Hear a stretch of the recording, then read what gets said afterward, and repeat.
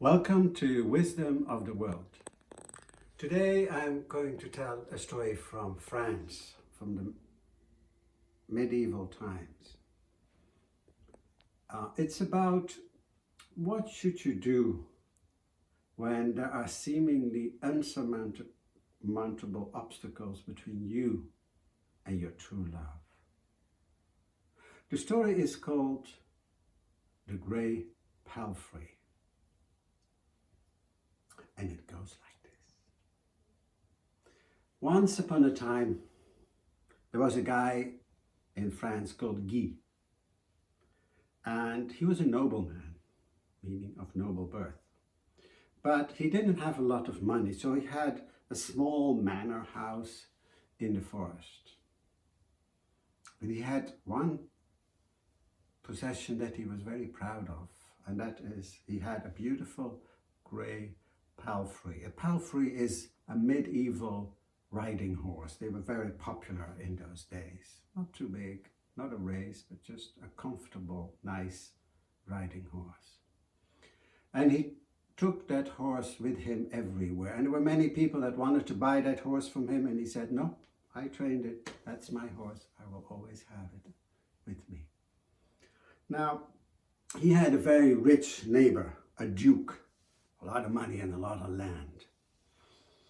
And Guy was always invited, because he was of noble birth, to all the parties, and there he fell in love with the Duke's daughter, Isabel. Now, they kept meeting at the fence in between their two properties, the big Duke's property and the small property of Guy, and they just would whisper words of love, and they were just really basically madly in love with each other. Her father, though, the Duke, had very different plans for her. He wanted to marry her to a friend of his, also a very rich man, and together they would be one of the richest persons in France. That's what their aim was. So he wanted her to marry him, his friend, and she, of course, protested, and she wanted to marry Guy. And he said, "Don't talk about happiness to me. This is just how I want it to be. You will, my only daughter, my only child, you will marry that guy." And so the wedding day approached. And the father said, well, she needs when she goes to the church, the procession for the wedding, she needs a very nice horse. And then his servant said, well, ask Guy. He has this beautiful grey palfrey.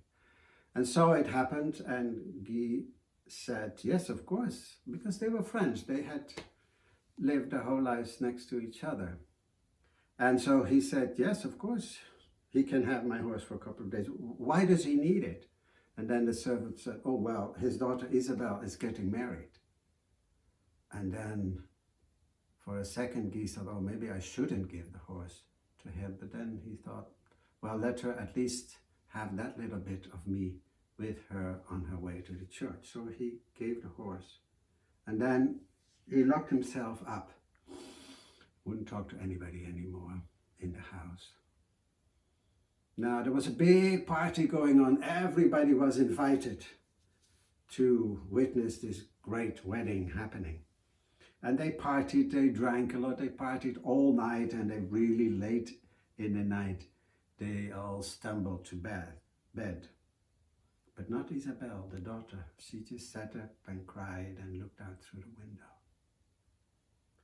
Really early in the morning, so they had just gone to bed. Everybody was woken up by the steward because they needed to go to the church, which was a long way away through the forest.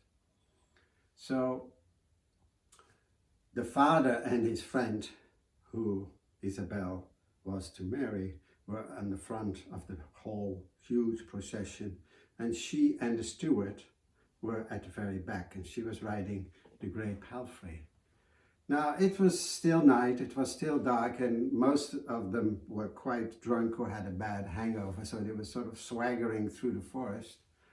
And Isabel was crying, the steward also sort of dozed away, and the grey palfrey just out of sheer habit, just at a certain moment took the road he was used to take back to Guy's, his owner's house. So in the middle of the night, she all of a sudden finds herself away from everybody. And she said, well, what's the matter? And by that time it was already late, everybody was gone.